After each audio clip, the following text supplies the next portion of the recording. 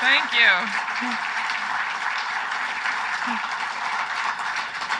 Well, hello, my friends. Good morning, everyone. I hope you enjoyed hearing the comments of the Prime Minister this morning. I was pleased he was able to pop up and see you before going on to some of his other meetings today, as well as a speech at the Chamber.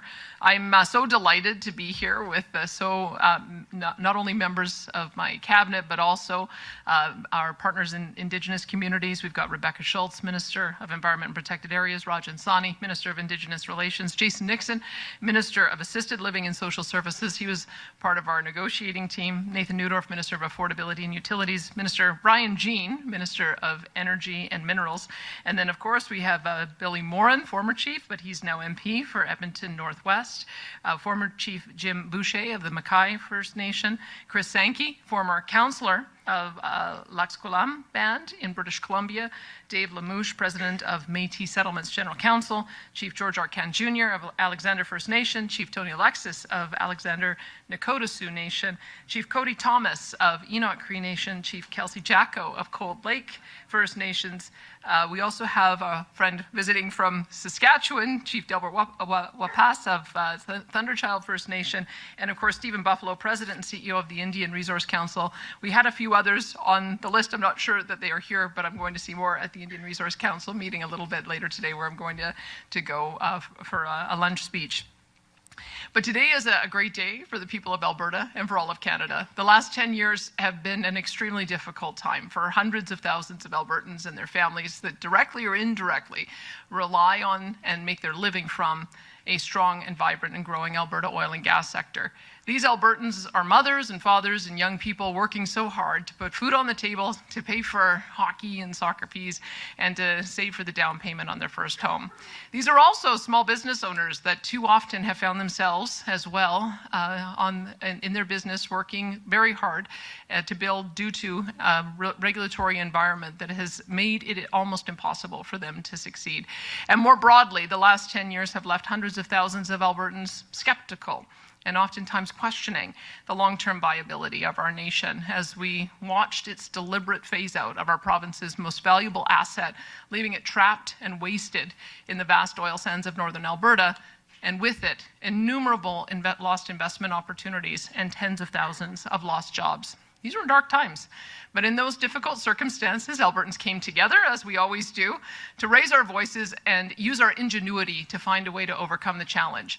We fought and won in the courts of law. We fought and won in the court of public opinion. And we fought because we had to, because that's what Albertans do. We always fight very hard for this province that we love so dearly and for its incredible people. But Albertans are also proud and loyal Canadians. We don't fight for the sake of fighting. We don't look for conflict when there's an opportunity for peace and prosperity. Albertans are happiest when we are hard at work getting things done, solving problems, creating opportunities, building our province and our country. That is when we are truly at our best. However, in order for Alberta to find its way to prosperity within a united Canada, we need the federal government to partner with us instead of fighting against us. Now, Prime Minister Mark Carney and I may not always agree on everything, but we do share a few key beliefs. We both know that Canada can never reach its true potential as a global energy superpower without a strong and thriving Alberta energy sector at the center of that effort.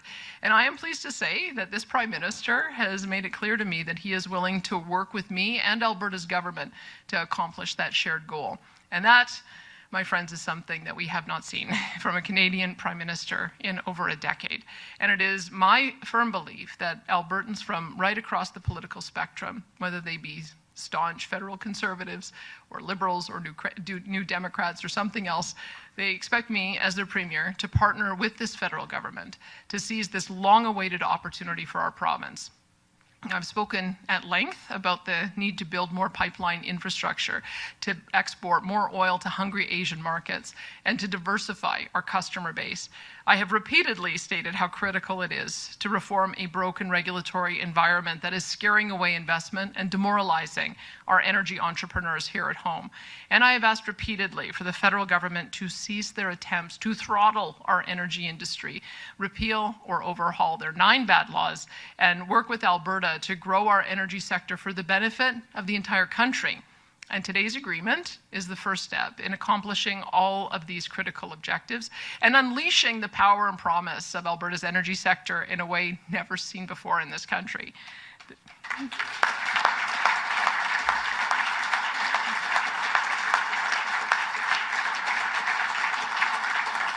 This agreement means the end of the punitive oil and gas emissions cap so that our great energy producers can grow and thrive again.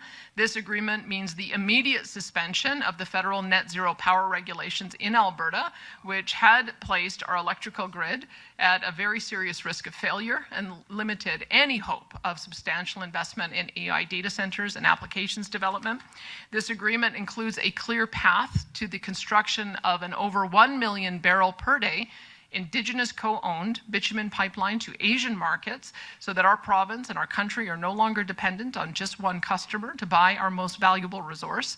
This agreement also allows for needed adjustments to the tanker ban when the new pipeline to Asia is approved by the Major Projects Office, as well as amendments that will ensure our companies are able to advertise their environmental leadership and efforts throughout the world without a fear of penalty. And this agreement also means that Alberta will be a world leader in the development and implementation of emissions reduction infrastructure, particularly in carbon capture, utilization, and storage. Alberta has a unique opportunity to show the entire world that the solution for reducing emissions does not entail capping productivity, growth, or innovation in oil and gas development. Rather, it is to leverage the profitability of the oil and gas sector to invest in the very technologies that will revolutionize all industries in their effort to reduce emissions globally. This agreement means Alberta will work with our federal partners and the Pathways companies to commence and complete the world's largest carbon capture, utilization, and storage infrastructure project. It will also make Alberta heavy oil the lowest intensity barrel on the market and displace millions of barrels of heavier emitting fuels around the globe. This is Alberta's moment of opportunity. Our opportunity to show the nation, as well as the entire world, that resource development and emissions reduction can not only coexist, but can actually complement one another for the benefit of billions of people around the world. Alberta is willing to take on and conquer the challenge as partners with the federal government. Now, I need to be clear, the government is just, this agreement with the government is just the first step in this journey. There is much more hard work to be done.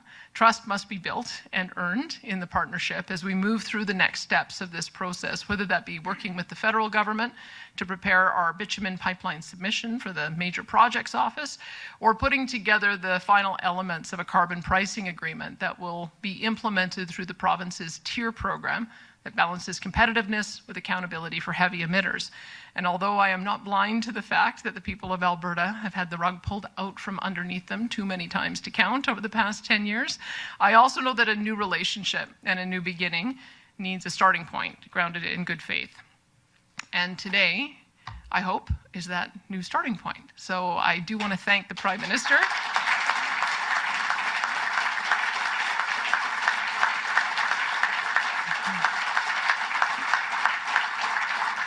So I do want to thank the Prime Minister as well as his team for working with my team to get this agreement to the finish line.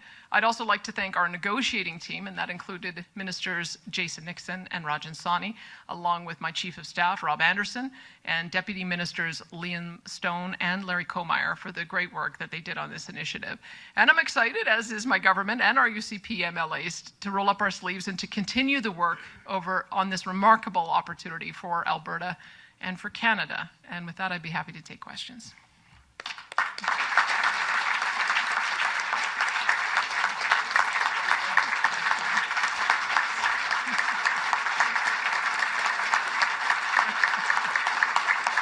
Thank you. Thanks so much. Now, I think Sam Blackett is somewhere moderating questions. Oh, there he is. Yes, we'll now start the media Q&A. We are tight in time today. We'll be taking one question, one follow-up per usual. Please state your name and outlet before asking your question, and we'll start off at our mic in the room. Go ahead. All right, Heather Yurix-West from Global National. Thanks for taking my question. Yeah. What is your view, Premier, of the power of BC or a First Nation to veto a potential pipeline deal? The MOU talks a lot about consultation, but what happens if an agreement can't be reached? Well, as you can see, the MOU does not contain a veto, But I think that we both recognize jointly that there is a requirement for consultation, and indeed we believe that there's an imperative for Indigenous ownership. We created the Alberta Indigenous Opportunities Corporation, and it expanded its ability to underwrite up to $3 billion worth of loan guarantees. I see British Columbia also has a similar program. The federal government has a similar program. And so Minister Sawney has already begun the engagement. She's been to Kitimat, she's been to Prince Rupert, she's been talking with BC and Alberta nations. And we know that that's hard work that needs to be done, that we will do, we intend to do, and we're looking forward to having genuine consultation and ownership. And as for Premier Eby, I spoke with him last night. And there's lots in the agreement that we can focus on together, where he is supportive of the expansion of the Trans Mountain pipeline capacity. He is supportive of Interties and working with us on nuclear. He's supportive of working with us on expanding additional LNG export as well as ammonia. So may not be in agreement with everything that is in this proposal, but we're going to have trilateral talks to make sure that we can move forward on the elements in this plan. And my follow-up, do you think this MOU will be enough to distinguish, quell any remaining separatist sentiment that may remain in Alberta? I hope so. I mean, I had always felt that the former government of Justin Trudeau created the independence movement, and my first conversations with Prime Minister Mark Carney were that he could end it. He could take the wind out of it. Because we saw this once before. We saw that independence sentiment was very high in the early 1980s when there was the National Energy Program. But when Brian Mulroney came in and reversed that policy, it disappeared. So I would say that good policy and genuinely addressing the concerns of Albertans is always a pathway to have a good and solid relationship. And I think the Prime Minister understands that. Certainly, based on this agreement, it shows he does, and so I'm hopeful. Thanks. Hi, Premier. Ezra Levant from Rebel News. The first deadline in the MOU, if I'm reading it right, is April, where the duty is on Alberta to jack up carbon taxes. And the last date in the MOU, if I'm reading it right, correct me if I'm not, is 2040. That's when this pipeline, that's sort of the end date. It can't be any later than that. In terms of building trust with the anti-oil liberals, they're asking Alberta to raise carbon taxes now for a promise of an oil pipeline years or even more than a decade in the future. Does that really build trust? Well, you have to start somewhere. And one thing I would say is that we did have the Supreme Court of Canada rule on the federal government's ability to set a price on emissions. So the Supreme Court has ruled on that. It's part of the reason why we negotiated a stringency agreement that would have seen the carbon tax price go up to $170 a barrel by 2030. We've demonstrated, and I think the Prime Minister agrees, that's too high, too fast. So that's why we understand that there was always going to be a negotiation around that. We froze the carbon tax at $95, pending consultation with the industry and greater work with the Prime Minister. But remember, Alberta was the first to have an industrial carbon price. They did we implemented that in 2007. It's generated revenues that have allowed us to invest billions of dollars in new technologies, including carbon capture. So there is a commitment on the part of the industry to have a carbon price, and we did do some consultation on that. We're just glad that we have the means to manage it our way in Alberta under our tier program, and you'll see as of April 1st, and no, that wasn't a joke. April 1st is going to be the date that we have an agreement on that front. When it comes to the building of a bitumen pipeline to Asian markets to the BC coast. Though, if you read the MOU, those two things have to happen in tandem. That we have to see the Pathways project proceeding at the same time as an agreement to build that. One is dependent on the other. I don't know that the Prime Minister would have agreed to a new bitumen pipeline without Pathways, and we wouldn't have agreed to Pathways without a new bitumen pipeline. So they are going to be staged. They are going to go on together. We've already had a meeting with Pathways about how we're going to do that. That will require a trilateral negotiation as well. But I'm very hopeful. Since we have used carbon capture technology before for enhanced oil recovery, that's another part of this announcement, is that CO2 will be able to be used for enhanced oil recovery, which should allow us to generate more revenue.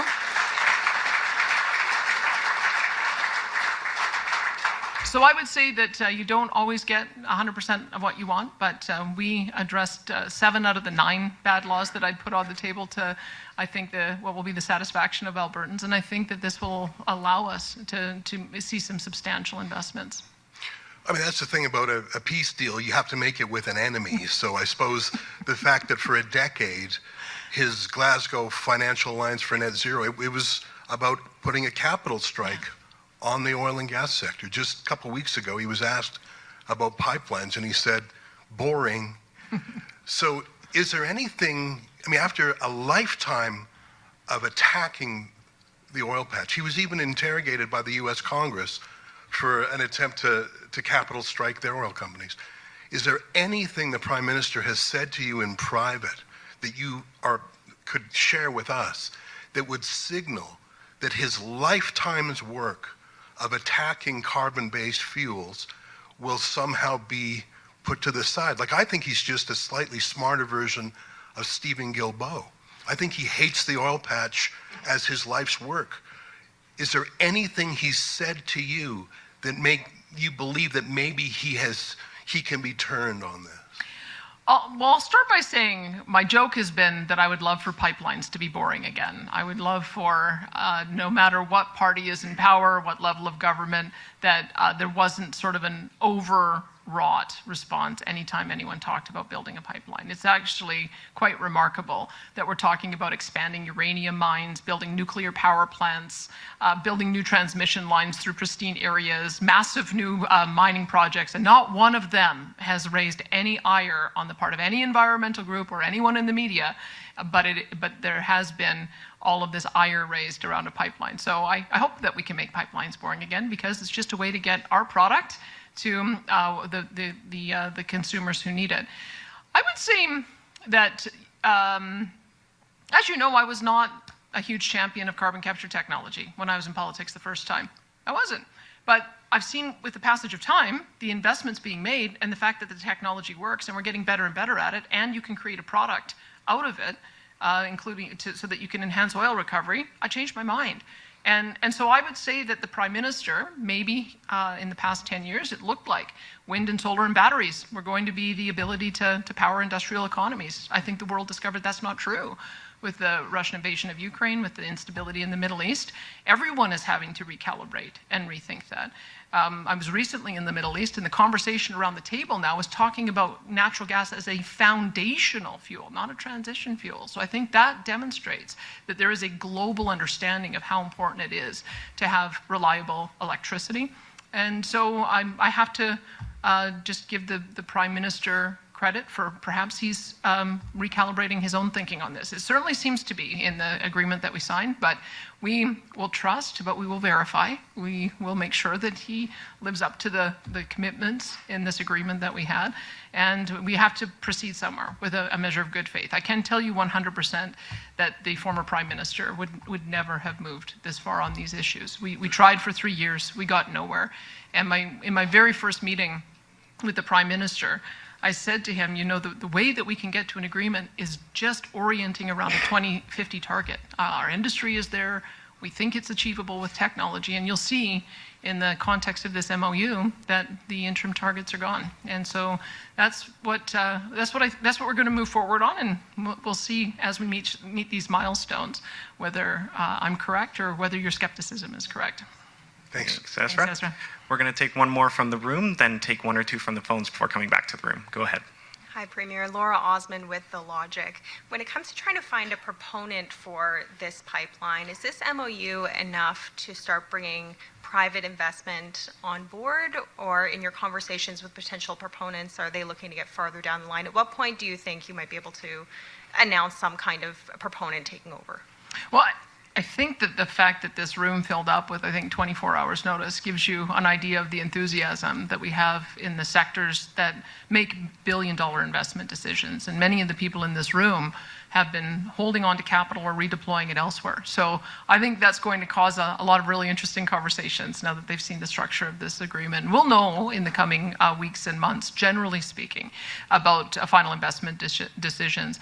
But I've been encouraged to see that even with the announcement in the budget that they were looking at not implementing the emissions cap, which we confirm today, you've seen Enbridge talk about 400,000 barrels a day on their main line that they want to expand. TMX has talked about an additional 400,000 barrels per day that they want to optimize. South Bow, using the old Keystone assets, have talked about a 650,000 barrel a day project. I've been in touch, the folks from the St. Lawrence Seaway Group have been in touch with me saying, can we get oil to Thunder Bay so that we can get it out on tankers to markets in Europe. We have oil by rail projects being talked about going all the way to Nova Scotia and being exported out of Sydney. I'm watching with great interest as Manitoba Premier Wab Kinew negotiates an economic corridor co-owned with First Nations, and whether there's an opportunity for us to also be able to have a pipeline go there and also reach European markets. Doug Ford and I signed an MOU about perhaps having a spur line going to James Bay with a similar kind of model. So all of those projects are now going to be able to go ahead because there is not going to be an emissions cap on our production. And in the meantime, because I think our biggest opportunity is a new market, a new pipeline to get to markets in Asia, I'll be spending a lot of time working on that. So we have, I think, 20 individuals at our table giving us advice from all of the big pipeline companies who have over 100 years, I think, of expertise, more than that, I think, combined in doing these kinds of big projects. And in the end, you'll see the MOU says that we want a private proponent to build that. I don't think it would be success if we have to have the federal government once again have to pay for an overpriced, expensive pipeline. I think we want to create the conditions so that the private sector has confidence and will build it. So that's what we're working towards. We knew we needed to get through these first few phases, but I'm pretty confident with the people we have at the table that one or a consortium of them, once we establish that it is on the major projects list, will be willing to take this on. You've mentioned that it's a long road. You still have to build trust. You've had the rug pulled out from you before. Pipeline aside, is the changes to the emissions cap and the clean energy regulations enough, do you think, to increase oil production in Alberta and improve the investment environment here? Well, I think almost certainly. The problem with the emissions cap is that, especially with the interim targets of 2030 and 2035, the only way to achieve that, because we wouldn't have been able to build the carbon capture, utilization, and storage, or the fuel variety like nuclear, or have advanced direct air capture. The only way to achieve them would be to shut in production. And it wasn't just us saying that. There's several different reports that went out saying as much as 2 million barrels a day would have to be shut in by 2035. So we now have a longer time horizon to address the issues of emissions. We've a big change is that we're going to have a look at heavy oil on the basis of emissions intensity compared to other heavy barrels around the world. That is also, I think, going to be a major confidence booster. And then on the other side, when I was recently in the Middle East, I talked to a company, Taka, that had talked about wanting to do an AI data center. They were going to build their own natural gas power, but they told me because of the clean electricity regs, which meant they'd have to turn it off in 2035, they didn't even get started.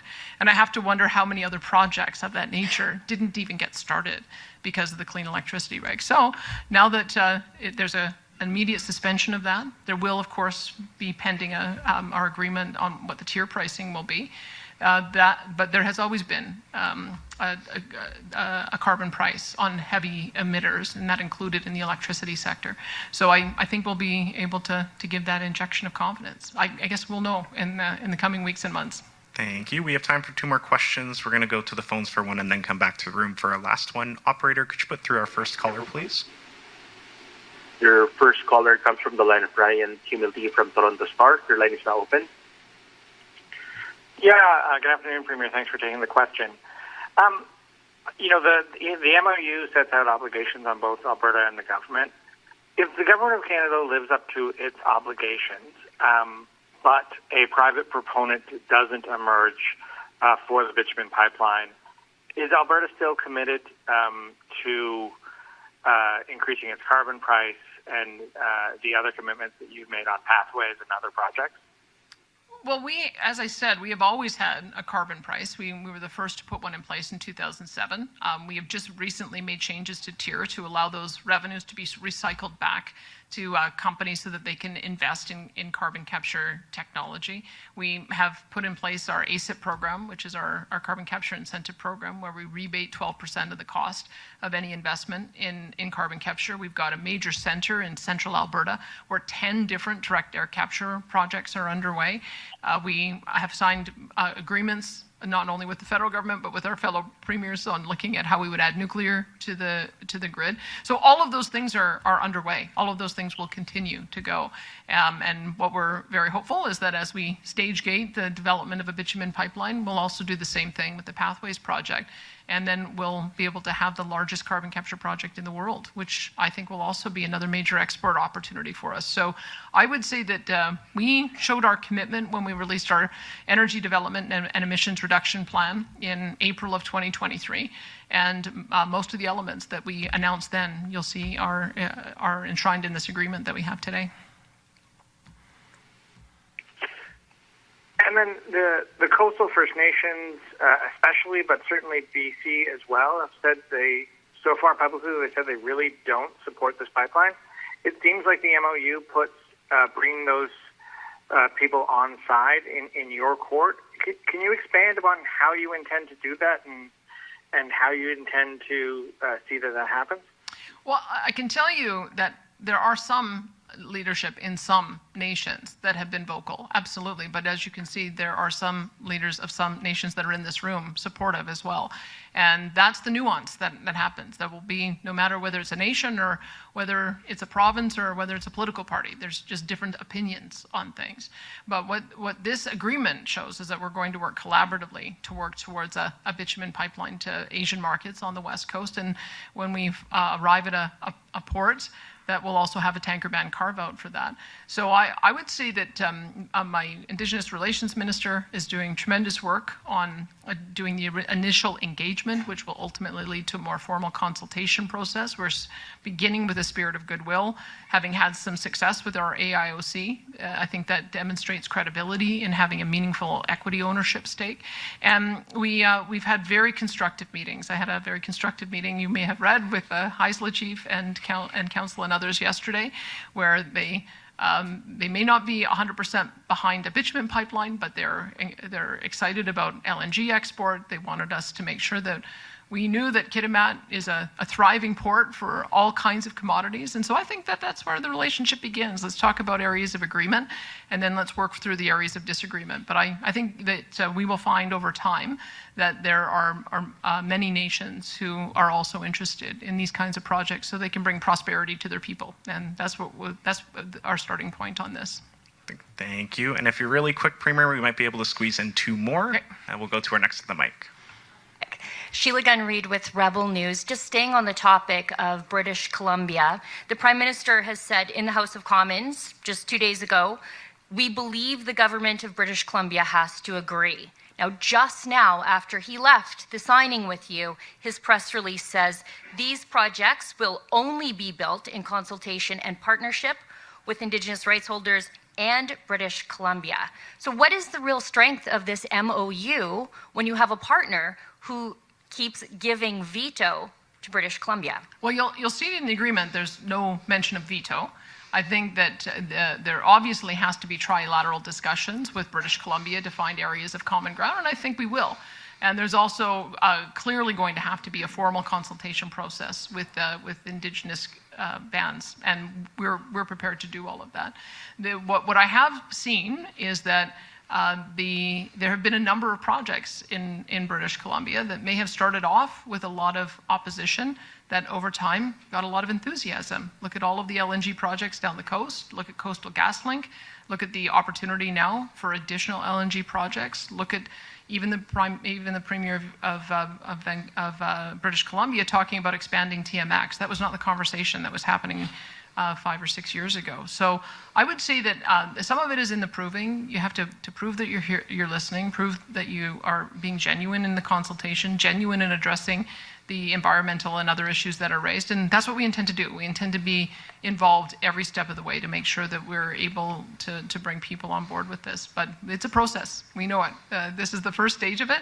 But having the Prime Minister agree in principle that getting 1 million additional barrels to Asian markets is a good thing for us and for Canada, I think that's a major milestone. Now, British Columbia, however, says that they're blindsided. They say they're considering a lawsuit, which could tie up any potential private sector proposal for years. It might even act as a deterrent to a private sector pipeline proposal.